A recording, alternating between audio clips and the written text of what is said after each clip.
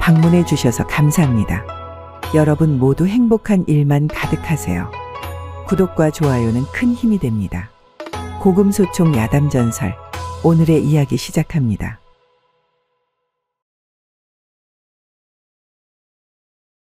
벼락에도 암놈 순놈이 있어. 어떤 양반이 늦은 밤 여종을 품고자 부인이 잠든 사이 몰래 여종의 방에 잠입하려 하였다. 하지만 이를 알아차린 부인이 그를 쫓아와 이를 그르치고 만 양반은 씁쓸해한 심정이 되어 생각했다. 이놈이 여편네 눈치는 빨라가지고 못된 여인은 지혜로서 다루어야지 위험으로서는 다루기 어렵구먼. 머리를 써야 해요, 머리를. 그러던 어느 날 저녁 큰 비와 함께 번개, 천둥이 일었다. 양반은 이때다 싶어 여종이 있는 방으로 가는 척하면서 측간에 숨었다. 그러자 부인이 그 뒤를 밟아왔는데 마침 벼락이 머리 위로 떨어지는 듯 하였다. 그 순간 양반은 계획했던 대로 부인의 등을 서너 번 세게 손으로 친 다음 재빨리 치마를 걷어 올려 욕을 보이고는 침소에 돌아와 자는 채 하였다. 잠시 후 욕을 당한 부인이 돌아와서 남편에게 물었다. 벼락에도 암놈, 순놈이 있다요? 벼락이라고 하여 왜 암수가 없겠소? 남편을 투기하는 여인들에게 수놈 벼락이 때린다는 말을 들은 적이 있어. 그 후로 부인은 남편의 뒤를 밟지 않았다 한다. 소낙비가 맺어준 인연. 어느 여름날 30이 넘도록 장가를 못 든 노총각과 이웃집 청산과부가 밭에 나가 김을 메고 있었다. 얼마 후 갑자기 억수 같은 소낙비가 내리자 이 둘은 비를 피해 가까운 정자로 함께 뛰어들게 되었다. 그런데 노총각이 가만히 살펴보니 과부의 얇은 모시옷이 소낙비에 젖어 살이 착 달라붙어 속살이 아른아른 비쳐 보이는데 그 자태가 심히 요염하여 노총각의 애간장을 녹이는 것이었다. 참을 수 없는 욕정에 휩싸인 노총각은 에라 나도 모르겠다 하면서 청산과부를 끌어안고 엎드렸다. 깜짝 놀란 청산과부가 말하였다. 음이 우째 이런데요? 하늘이 안 무섭소? 이에 노총각이 답하였다. 근께 이렇게 나는 엎드려 땅을 보고 아줌니는 하늘을 못 보게 내가 가려주더란소? 그리하여 마침내 노총각과 청산과부 간에 불이 붙고 말았다. 그 후 서로 나이가 엇비슷한 두 남녀는 살림을 합쳐 자식을 낳고 해로하였는데 사람들은 이들을 소낙비가 맺어준 연분이라 하였다. 외상술 못 얻어먹은 선달의 소심한 복수. 어느 날 한 선달이 술은 먹고 싶은데 돈은 없고 해서 늘 가던 주막에 가서 외상술을 달라고 했다. 여보게 주모? 외상술 좀 먹을랑께 좀 내오시오. 선달의 말에 주모가 퉁명하게 쏘아붙였다. 밀린 외상값 갚을 생각은 하더란고 또 외상을 달라면 어쩐다요? 딴 데 가서 알아보시오? 주모의 새침한 거절의 말에 하는 수 없이 툇마루 모퉁이에 멀쑥이 앉아있는데 마침 마당에 펴낸 맷밥을 돼지가 와서 마구 먹어대고 있었다. 얼마 후 주모가 나와서 돼지를 쫓아내고선 대뜸 선달을 나무라는 것이었다. 아따 선달님, 돼지가 맷밥을 먹으면 쫓아야지 그냥 계셨소? 징하네 징여! 주모의 투덜거림에 선달이 말하였다. 얼라리요? 나는 저 돼지가 돈 주고 사 먹는 줄 알았지 뭐요. 솔방울 2개에 담긴 깊은 속뜻. 한 농부가 쌀을 꿇어 이웃에 있는 선비 집으로 찾아갔다. 그런데 그 집에서도 아침밥을 못 짓고 있었는데 주인 선비가 어딘가 편지를 쓰고 있었다. 아침도 못 잡수셨으면서 무슨 편지를 그렇게 쓰고 계신가며? 오죽 답답하면 이른 아침에 쌀 좀 꿔달라고 친구한테 편지를 쓰고 있단가. 농부는 그럴싸하다 싶어 집으로 돌아와 아내에게 말했다. 임자? 우리도 옆집 선비처럼 아무개네 집에다 쌀 좀 꿔달라고 편지나 써 보냅시다 그래요. 그런데 무식해서 글을 쓸 수가 없어서 냅다 종이에다 쌀섬 2개만 그려보냈다. 그랬더니 얼마 안 있어 회답이 왔는데 뭔가 똘똘 쌓여 있어 풀어보니 솔방울 2개가 있었다. 아내가 이상스럽게 생각하고 물었다. 서방, 그 방울은 무슨 뜻이대요? 그러자 농부가 벌컥 화를 내면서 말했다. 딱 보면 모르는겨. 그러니께 자기네 집도 양식이 딸랑딸랑하니 못 구워주겠다는 것이잖여. 내 거시기가 조상 묘라도 된답디까. 어떤 늙은 나그네가 지방 친구 현감의 서재에서 묵게 되었는데 하루는 깊은 밤에 몸종을 시켜 예쁜 기생을 불러다 함께 자게 되었다. 그런데 닭이 울고 날이 셀 때까지 기생을 품고 있었는데도 약물이 일어나지 않는 것이 아닌가. 그러자 기생이 짜증스럽게 말하였다. 아따 징하네 징여? 어찌하스까이? 날이 쇳내 거시기가 생원님 조상묘라도 된단가요? 밤새 위아래 묘자리도 못 찾고 시체만 들고 헤매면 웃잔다요? 어서 묻어야 할 것이 아니오? 답답하네 정말 감질만 나게. 그 말에 나그네는 부끄러워 얼굴만 붉히고 감히 기생을 꾸짖지 못했다 한다. 이 방엔 절대 안 들어가지 않을 테요. 나이 어린 신부가 혼례를 마치고 첫날 밤을 맞이하였답니다. 그런데 신랑과 단둘이 밤을 맞이하는 것이 떨렸는지 밤이 늦도록 신방에 들지 않으려고 하지 뭐겠습니까? 이를 보다 못한 유모가 아씨의 손을 잡고 방으로 데려가려 했는데 신부가 뿌리치며 거부하자 유모가 걸머지다시피 해 겨우 신랑 방 앞까지 데려왔답니다. 그런데 문 앞에 이르러 유모가 문지방을 문고리로 잘못 알고 잡아당기니 당최 열리지 않는 것이지 뭐겠습니까? 이에 신부는 겉으로는 비록 싫은 척하였지만 속으로는 더딘 것이 실로 불만이라 유모에게 말했죠. 이 문이 열리더라도 나는 절대로 들어가지 않을 것인께 유모는 절대 문을 열지 말더라고. 그런데 유모가 지금 잡아당기고 있는 것은 문고리가 아니라 문지방 같은디? 빼도 박도 못하니 이 어찌하오리까. 추운 겨울 어떤 나그네가 거리에 쓰러져 있었는데 과부가 이를 보고 불쌍히 여겨 방 안으로 불러들였답니다. 그런데 깊은 밤이 되자 기운을 차린 나그네가 주위를 살피더니 슬그머니 과부의 배 위로 올라오는 것이 아니겠습니까? 이에 잠이 깬 과부가 나그네를 어미 꾸짖었답니다. 그대는 어찌하여 구해준 은혜도 저버리고 이렇게 무례한 짓을 하시오? 포도청에 알려 그 죄를 엄히 다스리도록 할 것이오. 그런데 이미 나그네의 약물이 과부의 몸 안을 오가고 있던 터라 과부의 몸이 한참 달아오르고 있을 때였지 뭐겠습니까? 그러면 이제 빼고 그만 일어날 값이오? 그 말에 과부가 나그네의 허리를 감싸 안고는 정색하며 말하지 뭐겠습니까? 그렇게 했다간 정말로 포도청에 알릴 것이오. 단단히 하시오. 이에 나그네가 어찌할 바를 몰라 말하였답니다. 이러지도 저러지도 못하니 이게 바로 진퇴양난이로세 진정 어찌하오리까? 총각 오늘은 왜 소죽통을 빌려가지 않는 겐가? 한머슴이 소죽통을 빌리러 이웃 과부의 집에 갔답니다. 때마침 과부가 엷은 호치마를 입고 창가 봉당에 누워 자고 있었는데 흰 살결에 허벅지가 반쯤 드러난 것을 본 머슴이 음욕을 이기지 못하고 그만 약물을 맹렬히 들이밀자 과부가 깜짝 놀라 말하였답니다. 이런 짓을 하고도 살아남을 수 있을 것 같은가? 그 말에 머슴이 말했죠. 소죽통을 빌리러 왔다가 우연히 이렇게 되었구먼요. 지금이라도 그만 그칠 값이오? 그 말에 과부는 황급히 두 손으로 머슴의 허리를 끌어안으며 말했답니다. 네 마음대로 시작하고 또 네 마음대로 그치려 하느냐? 정녕 살기 싫거든 그렇게 하거라 이놈아. 그렇게 얼마 후 과부는 그금에 이른 후에야 총각을 풀어주었답니다.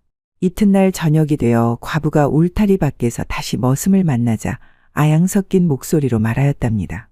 오늘은 왜 소죽통을 빌리러 오지 않는 겐가? 머슴은 과부의 뜻을 알아차리고 밤이 깊어지자 또 가서 어제처럼 즐겼다고 합니다. 소경 점쟁이의 기가 막힌 점괘. 어떤 소경 점쟁이의 아내가 꽤나 아름답게 생겼는데 이웃집 청년이 추파를 던지는 그녀를 한번 품어보려 하였으나 좀처럼 기회가 오지 않았답니다. 결국 참다 못한 청년이 하루는 소경을 직접 찾아가서는 그를 속여 말하였답니다. 나는 예전부터 어떤 여자를 사모하여 왔는데 그 남편이 출타한 틈을 타서 한번 품어볼까 하오. 당신이 그 남편이 오겠는가 오지 않겠는가 그 집 문 앞에서 한번 점을 쳐주시오. 그 말에 소경이 답하였답니다. 그건 어렵지 않소. 어서 가봅시다 어서. 그러자 청년은 소경의 손을 이끌고 여기저기 여러 모퉁이를 돌아다닌 후 다시 소경의 집 앞으로 왔답니다. 그리고는 소경을 문 옆에 있으라 해놓고 안방으로 들어가서는 소경의 아내와 잠자리에 들었답니다. 얼마 후 문 옆에 앉아 점괘를 뽑아보던 소경이 갑자기 청년을 부르면서 소리치지 뭐겠습니까? 이보시오. 이번 점괘는 여인의 남편이 문 밖에 와 있는 점괘요. 빨리 일을 마치고 냉큼 나오시오. 마누라, 가족끼리는 그러는 거 아니요. 어느 선비가 기생에게 빠져 아내를 돌보다도 못하게 여기게 되었으니 하루는 이를 참다 못한 아내가 선비를 책망하며 말하지 뭐겠습니까? 아내를 박대하고 기생에게 빠지게 된 이유가 대체 무엇이오? 어서 말 좀 해보시오. 아내의 다그침에 능글맞게 허벅지를 극적거리며 선비가 말하는 것이었습니다. 부부란 무릇 서로 공경하고 서로 분별을 가져야 하는 의리가 있지요. 하물며 아내는 존귀하여 함부로 욕정을 풀 수 없으나 기녀는 욕정이 날 때마다 마음대로 할 수 있으니 음탕한 일에도 마음껏 재미를 다할 수 있어. 자연이 허물없고 가깝게 되는 것이 당연한 이치가 아니오. 그리고 말이오. 가족끼리는 그러는 것이 아니오. 남편의 터무니없는 말에 크게 노한 아내가 남편을 사정없이 때리며 말하는 것이 아니겠습니까? 내가 언제 공경해 달라고 했소? 분별을 가져달라고 했소? 가족이다 생각 말고 제발 좀 나도 함부로 다뤄주시오. 제발. 요렇게럼 때리는 것이면 나도 좀 때려주시오. 어떤 양반이 처와 첩을 한 집에 두고 지냈는데 날마다 처와 첩이 싸우기만 하였답니다. 하루는 남편이 출타한 사이에 또 싸우기에 돌아온 남편이 처와 첩을 불러 꾸짖으며 말하였답니다. 부인들은 어째서 날마다 싸움만 하고 집안을 이렇게 어지럽히는 게요? 그러더니 순간 첩의 머리채를 움켜잡고 말하는 것이었습니다. 양반의 법도가 있거늘 어찌 첩이 되어 정실 부인에게 대드는 것이냐? 이런 첩은 때려 죽여야 마땅하도다. 그렇게 남편은 첩의 머리채를 끌고 건너방으로 들어갔지 뭐겠습니까. 하지만 한참이 지나도 아무 소식이 없자 괴상하게 생각한 본처가 건너방 문틈으로 들여다보니 바야흐로 남편과 첩이 합체를 하느라 한창인 것이 아니겠습니까. 이에 화가 난 본처가 방 안으로 뛰어들며 말하였답니다. 요렇게럼 때릴 거면 나도 좀 때려주시오. 밤새 맞아도 원이 없겠구먼. 태풍인데 어느 포구면 어떠하냐. 한나그네가 통영포구에 있는 이름난 기생집을 찾아갔다. 너를 한번 품는 값이 얼마인고? 모풍이면 30냥, 폭풍이면 50냥, 태풍이면 100냥인데. 얼라리여, 과연 포구다운 계산법이 참으로 재미지는구먼. 그렇게 흥정을 마친 두 남녀는 우선 무풍에서부터 일을 시작했다. 그러나 기생은 마치 나무등골처럼 움직이질 않았다.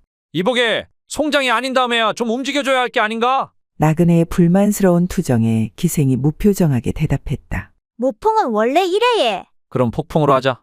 그러자 기생이 몸을 심히 굽이치기 시작하니 사내는 크게 흥이 나서 소리쳤다. 그럼 이번엔 태풍으로? 순간 굉장한 진동에 나그네의 나룻배가 갈팡질팡하더니 이내 기생의 엉덩이로 쑥 들어가 버렸다. 순간 깜짝 놀란 기생이 외쳤다. 손님, 거긴 포구가 아니라예. 어서 빼세요. 시끄럽다. 태풍인데 아무 폭우면 어떠냐? 이 여자가 너의 부인인가? 한선비가 어느 날 그의 부인과 함께 산길을 가고 있었다.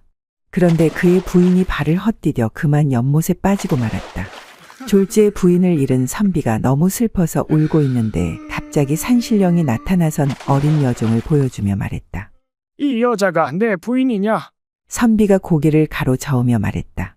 아니옵니다. 다시 기생을 보여주며 말했다. 이 여자가 내 부인이냐? 아니옵니다. 산신령이 다시 양반집 교수를 보여주며 말했다. 이 여자가 내 부인이냐? 아니옵니다. 선비의 정직함에 감동한 산신령은 그의 부인을 살려줌과 동시에 새 여자를 선비의 첩이 되게 하였다. 이 소문을 들은 이웃 선달이 예쁘기로 소문난 자기 부인을 두고도 욕심이 생겼다. 그래서 그의 부인과 함께 산속을 거닐다가 부인을 연못에 밀어 빠뜨렸다. 욕심 많은 선달은 예쁜 여자들을 상상하며 산신령을 애타게 기다렸다. 얼마 후 과연 산신령이 나타났다. 만면에 흐뭇한 미소를 지으며 바지춤을 끌어올리던 산신령이 선달에게 말했다. 고맙구나, 선달아. 지금부터 외눈박이를 죽입시다. 어떤 주막의 주인이 행방 때마다 아내에게 보내는 암호의 말이 있었는데 바로 외눈박이를 죽입시다라는 말이었답니다. 무릇 눈이 하나밖에 없는 외눈박이라 함은 대개 남자의 소중이를 말하는 것이었으니 그 말인 즉슨 교합을 하자는 말이었죠. 어느 날 밤 삼경이 되자 남편이 아내에게 말하였답니다. 이제 외눈박이를 죽이는 것이 어떻겠소? 남편의 말에 아내가 온몸을 베베 꼬우며 말하지 뭐겠습니까? 윗방의 나그네들이 아직도 깊이 잠들지 않았으니 사경쯤 되면 틈을 봐서 죽이는 것이 어떻겠어? 때마침 윗방에 있던 나그네 중 눈이 하나밖에 없는 자가 있었는데 그가 이 말을 듣고 크게 놀라 일어나서는 함께 자고 있던 여러 나그네들을 흔들어 깨우며 큰 소리로 비명을 지르는 것이 아니겠습니까? 이보시오. 나 좀 살려주시오. 나 좀 살려주시오. 커야 할 건 작고 작아야 할 건 크다. 어떤 사람의 아내가 버선 한 켤레를 만들어 남편에게 주었답니다. 그런데 남편이 그 버선을 신으려고 아무리 애를 써도 버선이 작아서 발이 들어가질 않는 것이 아니겠습니까? 이에 남편이 버선을 휙 하고 집어던지는가 싶더니 혀까지 끌끌 차며 아내를 크게 책망하지 뭐겠습니까? 당신의 재주는 참으로 기괴하구려. 마땅히 좁아야 할 건 너무 넓어서 쓸모가 없고 마땅히 커야 할 건 좁아서 발에 맞지 않으니 무슨 놈의 재주가 이 모양이요? 그 말에 아내가 얼척이 없다는 듯 말하였답니다. 무엇이요? 당신의 물건은 어떠한 줄 아시오? 길고 굵어야 할 건 작아서 쓸모가 없고 마땅히 작아야 할 발만 나날이 커간께 그게 무슨 꼴이요? 그렇게 남편과 아내는 서로의 쓸모없는 물건을 책망하며 밤을 지새웠다고 합니다. 네 아버지가 저리 길면 내 원이 없지. 어느 선비가 슬하에 5살 난 딸 하나를 두었는데 매우 총명했다. 어느 날 밤 선비 부부가 일을 치르는데 어린 딸이 깨어나 아버지의 약물을 보고 말하였다. 아버지, 그것은 무엇이래요? 무안해진 선비가 다급히 얼버무리며 말하였다. 이것은 꼴이요. 꼴이 알지? 며칠 뒤 마구간에서 말의 약물이 까딱까딱 움직이는 것을 본 딸이 급히 어머니를 부르며 말하였다. 어머니, 아버지 꼬리가 왜 저기 달린 거야? 이에 어머니가 한숨을 푹 쉬며 말하였다. 저것은 말의 꼴이지 아버지의 꼬리가 아니오. 네 아버지 꼬리가 저 말꼬리처럼 클짝시면 내 무슨 원이 있겠어? 은큼한 김초씨의 이쁜 여종 달래기. 하루는 여종 곱단이가 담벼락 밑에서 훌쩍훌쩍 울고 있었는데 엉큼한 김초씨가 위로해주는 척 곱단이에게 물었다. 예, 곱단아. 너 왜 그리 울고 있느냐? 마당새 놈이 저를 희롱하고는 달아났어요. 그러자 김초씨가 슬쩍 곱단이의 손을 잡더니 물었다. 이렇게 말이더냐? 그것보다 더 했사와요. 이번에는 김초씨가 곱단이를 슬쩍 끌어안더니 말했다. 이렇게 말이더냐? 그것보다 더 했지요. 그 말에 김초씨가 곱단이 가슴에 잽싸게 손을 넣으며 말했다. 이렇게 말이더냐? 이것보다 더 했지요. 그러자 김초씨가 곱단이의 허벅지에 손을 넣으며 말했다. 이렇게 말이냐? 예, 바로 그렇게 했사와요. 저런 몹쓸 놈이 있나? 그래서 가만히 있었단 말이냐? 그러자 곱단이가 김초씨의 따귀를 후려갈기며 말했다. 그래서 저도 이렇게 따귀를 날려줬지 뭐겠어요? 갑과 을 둘 다 그렇고 그렇다. 어느 하루 갑과 을 두 사람이 옥중에 함께 있었는데 서로의 처지를 위로하며 대화를 하고 있었답니다. 먼저 갑이 을에게 묻는 것이었습니다. 당신은 무슨 죄로 이렇게 되었소? 나는 엎드려 자다가 이렇게 되었지 뭐겠소. 그 말에 갑이 의아해하며 물었답니다. 아니, 엎드려 잔 것도 죄가 되는 법이 있었소. 갑의 물음에 을이 멋쩍어하며 말하는 것이었답니다. 내 배 밑에 사람이 있었지 뭐겠소. 거참. 그러면 당신은 어떤 이유로 여기에 왔소? 을의 물음에 갑이 답했답니다. 나는 어떤 밧줄의 끝을 잡고 간 이유로 왔지요. 아니 밧줄을 잡은 것도 죄가 된단 말이오. 나라법이 어쩜 이리도 팍팍하오? 그러자 갑이 싱긋 웃으며 답했답니다. 밧줄 끝에 어떤 짐승이 매달려 있었지 뭐겠소. 사연인즉 을은 남의 유부녀를 간통하여 들어왔고 갑은 남의 소를 훔치다가 들어온 것이었답니다. 그렇게 갑과 을은 서로의 등을 토닥거릴 뿐 아무 말이 없었답니다. 바람아 제발 쉬지 말고 불어다오. 어느 시골에 음사를 즐기는 사내가 있었다. 매일 밤 아내에게 갖가지 기교로 쾌락을 선사하니 아내 또한 그 맛에 재미가 들었다. 하루는 사내가 마당에 괴목나무에 아내를 묶어놓고 음사를 즐기고 있었다. 그런데 흥분이 극에 달하려는 순간 갑자기 집에 불이 났다. 사내는 당황한 나머지 나무에 묶인 아내도 잊은 채 불을 끌어갔다. 때마침 지나가던 스님이 사내를 도와 불을 끄려는데 들고 있던 부채가 신경 쓰여 둘 곳을 살피다. 마침 나무에 구멍이 보이길래 그 구멍에 부채를 냅다 꽂아놓고 불을 끄기 시작했다. 그런데 이따금씩 바람이 불 때면 구멍에서 야릇한 소리가 들려왔다. 알고 보니 이 구멍은 다름 아닌 아내의 옥문이었던 것이다. 잠시 후 살랑바람이 강풍으로 변해 부채가 요동치니 그렇지 않아도 흥분이 오를 대로 오른 아내가 그 흥을 버티지 못하고 외쳤다. 바람아 쉬지 말고 불어라. 초가삼간 타든 말든 제발 쉬지 말고 불어라. 관찰사가 되려 이러는 것이죠. 조오늘이 황해도 관찰사로 있을 때의 일입니다. 조오늘은 항상 이른 새벽에 아미타불을 염송하는 것으로 하루를 시작했죠. 하루는 관내 9년을 순시하던 중 배천에 이르러 하루를 묵어갈 일이 있었답니다. 조오늘이 잠을 자고 있었는데 새벽이 되자 갑자기 밖에서 조오늘 하며 염송하는 소리가 들려오는 것이 아니겠습니까? 이에 잠을 깬 조오늘이 방문을 열어 주위를 살피니 배천 현감 박희문이 먼 산에 합장을 하고 염송을 하고 있지 뭐겠습니까? 아니 현감, 지금 뭐 하시는 게요? 이른 새벽부터. 이에 박희문이 배시시 웃으며 말하였답니다. 관찰사께서는 아미타불을 염송하여 성불코자 하시니 저는 조오늘을 염송하여 관찰사가 되고자 그리 하였나이다. 그 말에 조오늘은 그를 눈여겨두었다가 훗날 조정의 그를 황해도 관찰사로 청거하였다고 합니다. 손이 셋인 사람이 어디 있단 말이요. 어떤 총각이 이웃에 사는 여인을 사모하다 여인의 남편이 멀리 나가게 된 틈을 타서 그 여인과 상통을 하였다. 그러나 여인은 탄론할 기미가 보이자 두려웠던 나머지 총각을 강간죄로 관아에 고소하였다.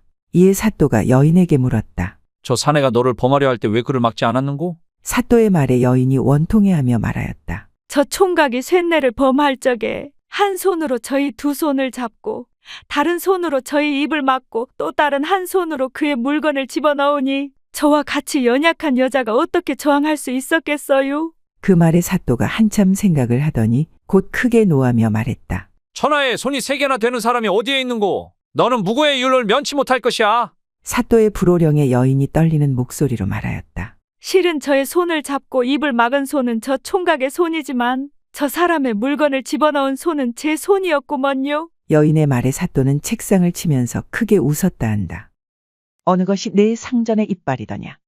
유랑하던 한선비가 어느 기생과 사랑하다 이별하게 되었다. 이에 기생이 슬피 울며 말하였다. 서방님, 이제 가면 언제 오겠소? 원컨대 이빨 한 개라도 정표로 남겨두고 가시오. 당신 이빨을 남편 삼아 평생 수절하고 살 것이오. 이에 크게 감격한 선비가 당장에 생리 하나를 빼어주고 길을 나섰다. 한참을 길을 걷다 보니 불현듯 이유모를 눈물이 솟구쳐 하염없이 울고 있었다. 때마침 지나가던 한 나그네가 이를 보고 우는 까닭을 묻는 것이었다. 이보시오. 어찌 이리 슬피 우시는 게요? 그게 말이오. 내 어떤 기생을 사랑하다 헤어졌는데 아직도 그 회포를 잊을 수가 없어 이리 우는 것이 아니겠소. 선비의 이야기를 찬찬히 들어보니 얼마 전 자기가 취했던 바로 그 기생이 아닌가. 괘씸했던 나그네가 당장에 종을 보내 자신의 이빨을 찾아오게 했다. 이에 기생이 한 주머니나 되도록 모아놓은 이빨을 던져주며 말했다. 어느 게 내 상전의 이빨이냐? 어린 신랑과 나이든 신부. 어떤 양반이 아름다운 며느리를 얻었는데 아들은 며느리보다 나이 어린 신랑이었다. 혼례를 치르고 난 뒤 아들만 먼저 집으로 데려오고 그 후에 태기를 하여 며느리를 집으로 들이기로 하였다. 얼마 후 그날이 되어 이웃 사람들과 사돈을 초대해 성대하게 잔치를 열고 있었다.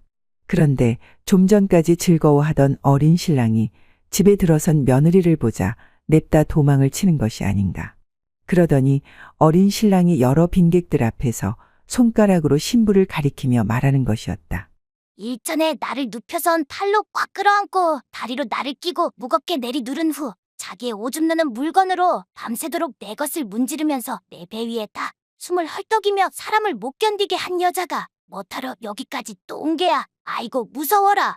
그 말에 빈객들이 웃음을 참으며 서로 눈도 마주치지 못했다 한다. 당신은 낮과 밤이 어찌 이리 다르오. 퇴계 이황 선생이 하루는 제자들을 가르치는 자리에서 일장훈계를 하고 있었다. 모름지기 사내란 점잖음을 제일의 덕으로 삼아야 하느니라? 알겠느냐? 이때 갑자기 이황 선생의 부인이 방문 앞에서 들어가기를 청하였다. 영감, 내 잠시 들어가도 되겠소? 무슨 일인데 그러시오. 어서 들어와 보시구랴. 방 안에 들어온 부인이 말하였다. 제가 밖에서 들으니 점잖음에 대한 얘기를 하는 것 같아 이렇게 들어왔지요.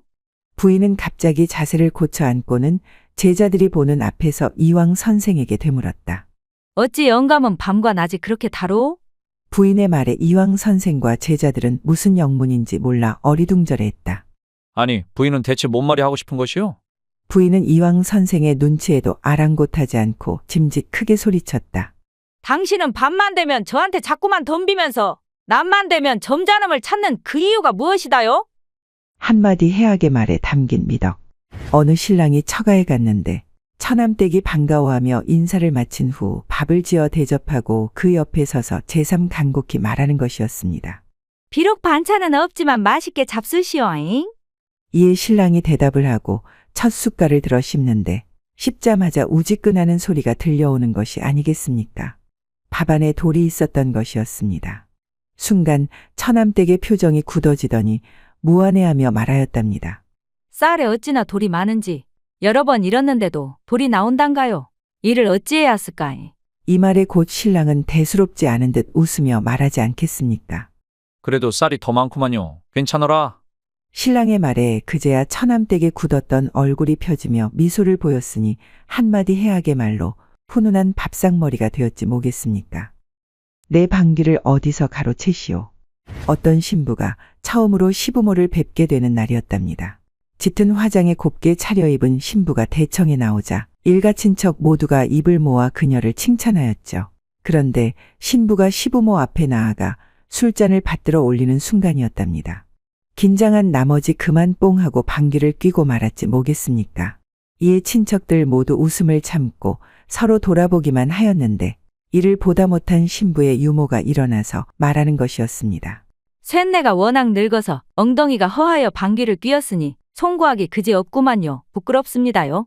유모의 사죄의 말을 가상히 여긴 시부모가 그녀에게 비단 한 피를 상으로 주었는데 이를 지켜보던 신부가 와락 그 비단을 빼앗는 것이지 뭐겠습니까. 방귀는 내가 뀌었는데 유모가 왜 상을 받소? 비단일이 가져오시어서. 이에 철부지 신부를 보고 있던 사람들 모두 입을 다물고 돌아앉아 키득거릴 뿐이었답니다. 서로 마주 볼 뿐 할 말을 잇다. 어느 양반이 이튿날 산소에 벌초하러 가게 되어 여종에게 새벽밥 지으라 분부하고 안방에서 잠을 잤다. 이에 여종은 이튿날 새벽 일찍 밥을 지어놓고 상전이 일어나기만을 기다렸다. 하지만 동력 하늘이 밝아와도 아무런 동정이 없자 여종은 조용히 방문을 빼꼼히 열고 방 안을 들여다보았다. 그런데 상전 부부는 날이 새는 줄도 모르고 교합이 한창이었다. 여종은 감히 조반을 드시라는 말도 못하고 한숨만 내쉬며 기다리다 보니 어느새 해가 떠올랐다. 때마침 집안의 닭들이 뜰 아래로 내려와서는 암수가 짝을 맞춰 교합을 하기 시작하는 것이 아닌가. 순간 여종이 분기탱천하여 교합하는 닭들을 냅다 걷어 차며 말했다.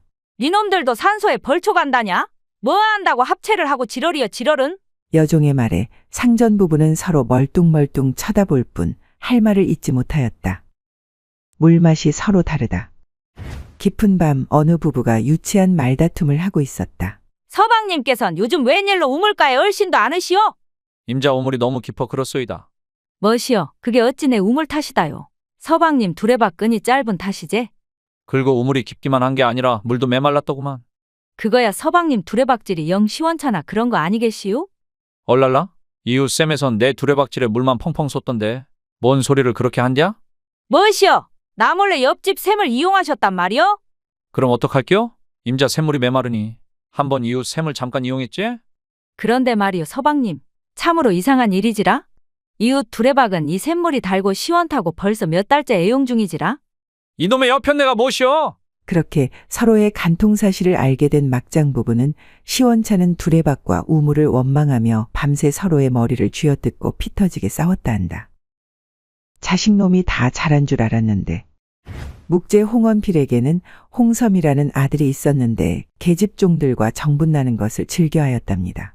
하루는 여름밤 무더위에 여러 여종들이 더위를 피하려 대청마루에서 흩어져 자고 있었답니다. 이를 본 홍섬이 아내가 깊이 잠든 것을 확인한 후 나체로 방을 나와서는 여러 여종 가운데를 엉금엉금 기어다니는 것이 아니겠습니까? 그가 늘 사통하여 오던 여종을 더듬어 찾고 있었던 것이었죠. 그때 마침 그의 아버지 홍원필이 잠이 깨어 대청마루 쪽을 바라보다가 아들을 발견하고는 부인에게 말했답니다. 얼라리오, 나는 섬이가 이미 장성한 줄 알았더니 이제야 비로소 엉금엉금 기는 방법을 터득하였네 그려? 이 말을 듣고 아들 홍섬이 놀라고 부끄러워 방 안으로 달아나 버렸지 뭐겠습니까. 이웃집 김서방은 잘만 하더라. 어떤 여인이 있었는데 음모가 심이 길어서 마치 말갈기와 같았답니다. 그래서 매번 방사를 할 때면 남편이 손가락으로 음모를 정성스럽게 갈라 해친 후에야 합체를 하였답니다. 그러던 어느 날 밤, 여느 날과 다름없이 방사를 하려 남편이 음모를 정성껏 해치고 있었는데 흥분한 여인이 움찔하는 통에 그만 남편의 손톱이 거시기를 스쳐 생채기가 나고 말았지 뭐겠습니까. 이에 너무나 아팠던 나머지 아내가 남편을 두 발꿈치로 걷어 차내면서 말했답니다. 이웃집 김서방은 털을 가르지 않고도 그 놈만으로도 잘 찾고 잘 말하던데? 아이고 이진상아, 언제 그렇게 할겨? 이 말에 대노한 남편이 아내의 말갈기를 한 움큼 잡아 뽑으며 말하였답니다. 이놈의 여편네 아주 민둥산을 달리게 만들 것이구먼.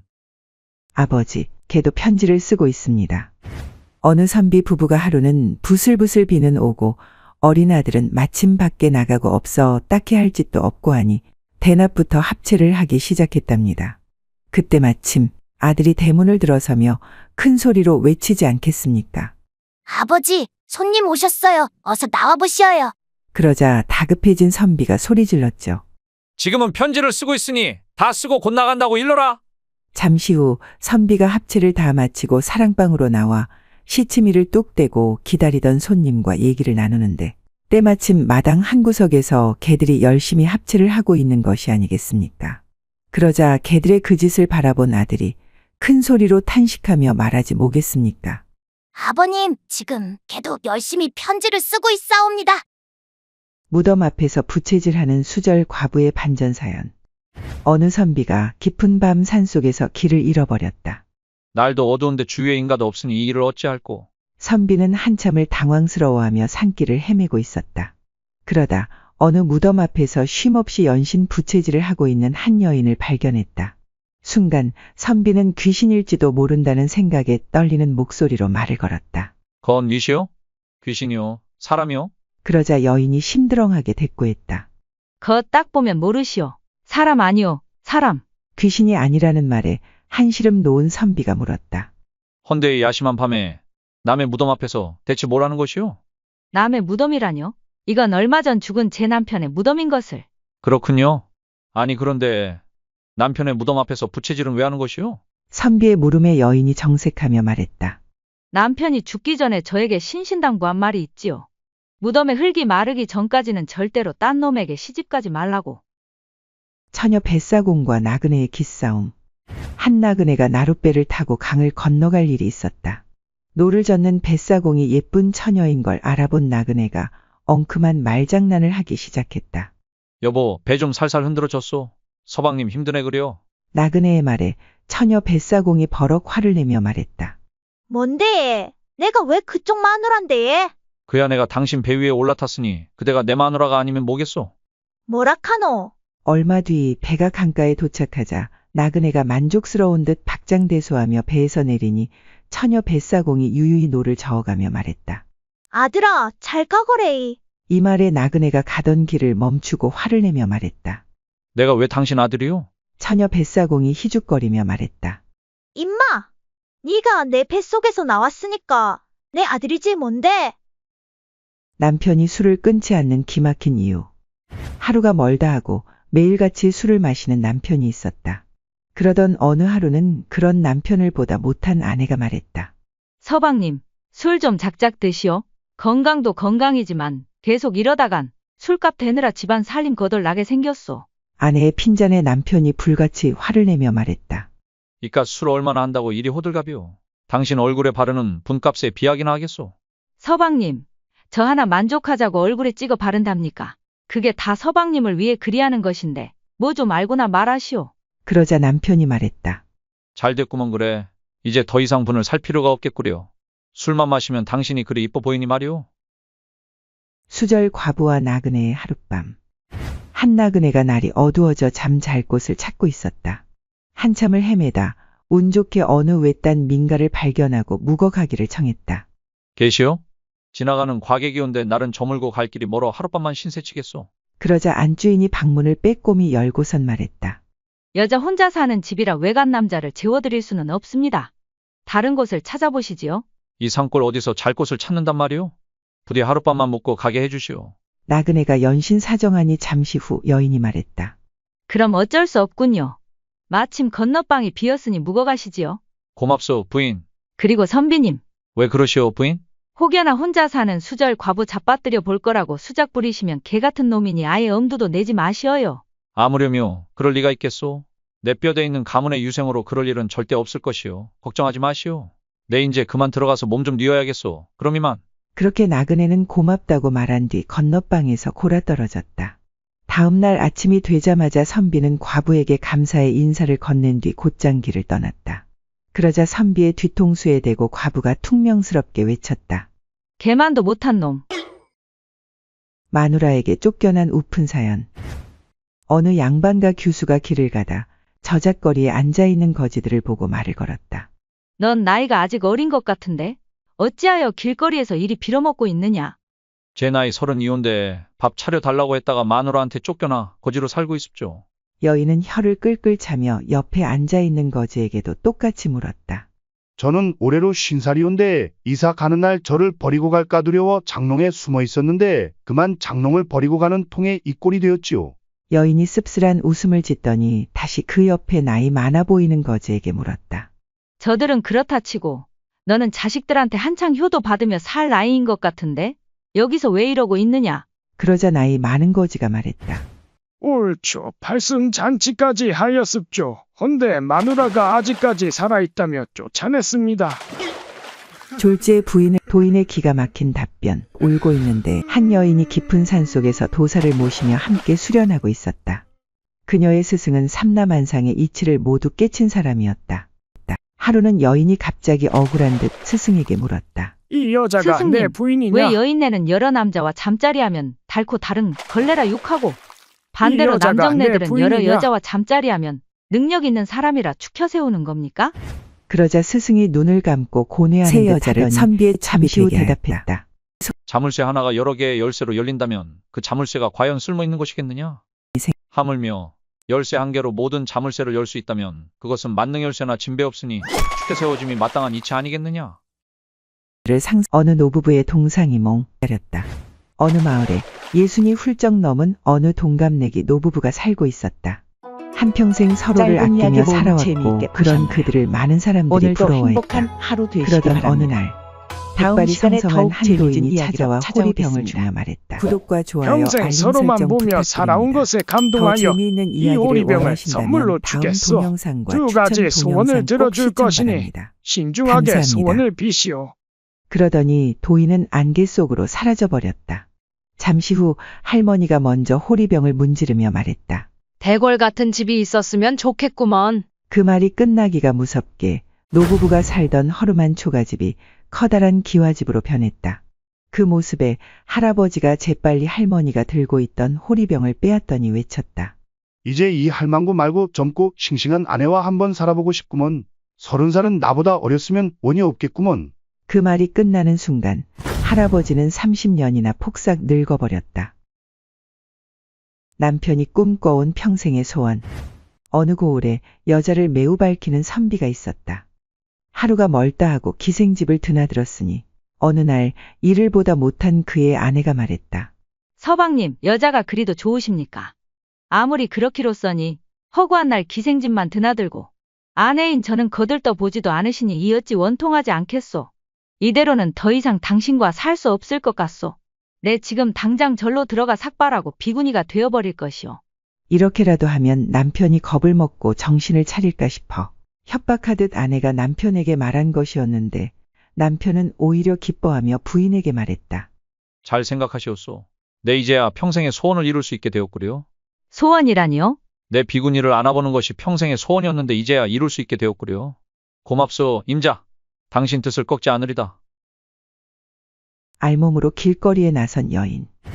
한 여인이 산에서 수련하는 도사에게 신비한 약초 하나를 받았다. 이것을 먹으면 내 몸을 다른 사람들이 볼 수 없을 것이다. 대신 내가 입은 옷은 투명하게 만들어 주지 못하니 약효를 보려고 얻은 옷은 모두 벗어야 하느니라. 약초의 효능이 궁금했던 여인은 약초를 먹고 옷을 훌렁 벗은 뒤 길거리를 걸어 다녔다. 그런데 보이지 않을 거라는 도사의 말과 달리 그녀를 본 남정네들이 발정난 얼굴로 그녀에게 달려드는 것이었다. 속았다고 생각한 여인은 그 길로 도사를 찾아가 화를 내며 말했다. 도사님, 약초를 먹으면 제 몸이 다른 사람에게 보이지 않는다고 하셨지요. 그런데 약초를 먹고 알몸으로 길에 나갔는데 많은 남정네들이 저에게 추파를 던졌습니다. 어찌 된 겁니까? 그러자 도사가 말했다. 그놈들은 사람이 아니라 짐승들이니라. 위험하고 엉큼한 나그네. 한 나그네가 산길을 가다 날이 어두워져 잘 곳을 찾고 있었다. 한참을 헤매던 나그네가 겨우 초가집 하나를 발견하고 유숙을 청하였다. 이리 오너라, 이리 오너라. 선비의 부름에 잠시 후 방문이 살짝 열리더니 한 여인이 빼꼼히 쳐다보며 말했다. 무슨 일이시오? 날도 저물고 길도 보이지 않아 그러니 오늘 하루 묵어갈 수 있겠는가? 선비의 간곡한 청에 여인이 말했다. 송구하오나, 저희 집은 방도 하나인데다 딸령과 저 단둘이만 있어 사내를 드리는 것은 아니될 말입니다. 다른 곳을 찾아보시지요. 초행길에 한 치 앞도 보이지 않는데 이 어찌 위험하지 않겠는가? 오늘만 부탁하네. 선비의 통사정에 한참을 뜸을 들이던 여인이 말했다. 그럼 오늘만 주무시고 가시지요. 이리하여 한방에서 어머니, 딸, 선비 3명이 자게 되었다. 깊은 밤이 되어 여인이 화장실을 다녀와야 하는데 딸과 선비만 한방에 남겨두는 것이 여간 불안한 것이 아니었다. 얘야, 예, 어머니. 내가 뒷간에 가야 하니 혹시라도 선비가 수작을 부리거들랑 내가 시킨 대로 하거라. 네, 어머니. 선비가 너의 입술을 훔치면 오이오이 하고 가슴을 더듬으면 사과하고 허벅지를 만지거들랑 배라 하고 너의 전복을 만지거들랑 참외라고 외치려무나. 네, 어머니. 그렇게 신신당부하고 여인은 뒷간으로 갔다. 잠시 후 볼일을 다 보고 방 앞에 막 왔는데 방 안에서 딸의 다급한 목소리가 들려왔다. 살아다. 저승으로 간 두 여인. 두 여인이 죽어 염라대왕 앞에 불려 나와 있었다. 한 여인이 말했다. 전 결혼 전에도 수처녀였고 결혼 후에도 서방님만 보고 살았습니다. 허허, 갸륵한지고 여기 이 열쇠를 바꿔라. 이게 무슨 열쇠죠? 그건 천당의 문을 여는 열쇠이니라. 그 모습을 지켜보던 다른 여인이 벌벌 떨면서 염라대왕에게 말했다. 전 혼인 전에도 수많은 남자와 잠자리를 즐겼고 혼인 후에도 남편 몰래 많은 남자와 놀아났습니다. 죽을 죄를 지었습니다. 어허, 고향 것. 헌데 그 많은 남자가 왜 그리 너를 안고 싶어 한 것이더냐? 제가 낮에는 양반집 교수같이 도도하다가도 밤만 되면 기방의 기생보다도 농염했기 때문이지요. 가만히 듣고 있던 염라대왕이 다급히 품고 있던 열쇠 하나를 꺼내 여인에게 주었다. 대왕님, 설마 이것은 지옥문을 여는 열쇠? 그러자 염라대왕이 말했다. 아니다. 그건 내 방 열쇠니라. 하룻밤 쉬어가도 되겠소. 방랑시인 김삿갓이 하루는 해가 저물어서 더 이상 길을 갈 수가 없었다. 마침 큰 집이 눈에 띄어 그 집에 가서 하룻밤 묵어가기를 청하였다. 그러나 집주인은 이런지하에 거절했다. 여기는 여관이 아니니 저 건너 객주집으로 가보시오. 그러자 김삿갓이 주인에게 물었다. 궁금한 것이 있는데 주인께서는 이 집에서 몇 대째 살고 있는 것이오? 16대째 쭉 살고 있습죠. 주인의 대답을 듣고서 그가 또 물었다. 그럼 그 16대가 지금 다 생존해 계시는 게요? 그야 다 세상을 뜨셨지요. 그 말에 김삿갓이 빙그레 웃으며 말했다. 그렇다면 당신도 살다가 언젠가는 갈 것이 아니겠소? 따지고 보면 당신도 나그네요. 나도 나그네입니다. 그러니 같은 처지에 하룻밤만 재워주시오. 집주인은 재치 있는 김삿갓의 말을 듣고는 껄껄껄 웃더니 하룻밤 유숙을 허락하였다. 얼마면 되겠소? 어느 고을에 의술이 뛰어난 의원이 있었는데 죽은 사람도 살려낼 만큼 명의로 소문이 자자했다. 하지만 뛰어난 의술과는 달리 속이 옹졸하고 돈만 밝혀 평판은 그리 좋지 못했다. 하루는 죽을 병에 걸려 사경을 헤매던 이웃 마을 양반댁 아들을 이틀 만에 살려냈다. 홍 의원, 내 아들을 살려줘. 정말 고맙네. 변변치 못하지만 정성껏 준비했으니 받아주시게. 안주인이 내놓은 것은 비단 주머니였는데 이를 본 의원이 곧 언짢은 얼굴을 하더니 말했다. 부인, 저는 물건으로는 사례를 받지 않습니다. 돈으로 주심이 어떠하실는지요? 흠칫 당황한 부인이 비단 주머니를 집어들며 말했다. 얼마를 드리면 섭섭하지 않겠는가? 10량이면 되옵니다. 그 말에 부인이 잠자코 비단 주머니를 열더니 10량을 꺼내주며 말했다. 여기 있네, 10량. 그렇게 말하고는 엽전 가득한 비단 주머니를 들고서 쌩하고 나가버렸다. 마님들의 은밀한 사생활. 하루는 대감부인 넷이 모여 앉아 비밀 얘기로 수다를 떨고 있었다. 글쎄, 난 젊은 사내만 보면 아랫도리가 굼실굼실거려 정신을 못 차린다오. 양반으로 태어나길 망정이지 기생으로 태어났으면 사내 꽤나 잡아먹었을게요. 어마나 그런 거면 얼마나 좋게요? 저는 그놈의 술만 보면 그리도 정신을 못 차리지 뭡니까? 매일 밤 대감 몰래 장롱 속에 숨겨둔 소주를 꺼내 혼자 홀짝홀짝 마시는데 목구멍을 애태우며 넘어가는 그 짜릿한 맛이라니? 저는 참 말씀드리기도 부끄러운 버릇이 있지 뭐겠어요. 그날만 되면 저도 모르게 남의 집 탐나는 물건을 훔치는 버릇이 도지지 뭐겠어요. 어찌나 탐나는지. 그렇게 서로의 비밀을 미주알 고주알 떠들어대고 있는데 정작 황대감 부인은 아무런 이야기도 하지 않고 열심히 듣고만 있는 것이었다. 부인께서는 어찌 저희들 얘기를 듣고만 있으셔요? 들려줄 얘기가 없으신게요? 황대감 부인이 묘한 웃음을 지으며 말했다. 물론 제게도 있지요. 저는 남 흉보는 게 남자랑 거시기 하는 것보다 좋습디다. 지금 당장 다른 곳에 가서 마님들의 비밀을 안주 삼아 실컷 흉을 보고 싶어 벌써부터 이놈의 궁둥짝이 들썩거리지 뭐겠어요. 아빠 등에서 자겠어요. 달도 밝은 어느 깊은 밤, 한 부부가 어린 아들 몰래 교합을 하고 있었다. 부부의 흥이 극에 달해 절정을 맛보려는 그 순간 곁에서 자고 있던 어린 아들이 잠에서 깼다. 순간 깜짝 놀란 남편은 아내의 배 위에 그대로 엎어져 미동도 하지 않고 있었다. 이런 광경을 곁에서 지켜보던 아들이 괴상한 듯 물었다. 아빠, 왜 엄마 배 위에 엎드려 있어요? 딱히 핑계댈 말이 없었던 아버지가 떠듬거리며 말했다. 벼룩이 깨물어서 말이지. 그래서 여기 피해와 있느니라. 그러자 아들이 아빠의 등을 기어 오르며 말했다. 아빠, 그럼 나도 벼룩이 깨물면 안 되니 아빠 등에 엎드려 자겠어요. 짧은 이야기 모음 재미있게 보셨나요? 오늘도 행복한 하루 되시기 바랍니다. 다음 시간에 더욱 재미진 이야기로 찾아오겠습니다. 구독과 좋아요, 알림 설정 부탁드립니다. 더 재미있는 이야기를 원하신다면 다음 동영상과 추천 동영상 꼭 시청 바랍니다. 감사합니다.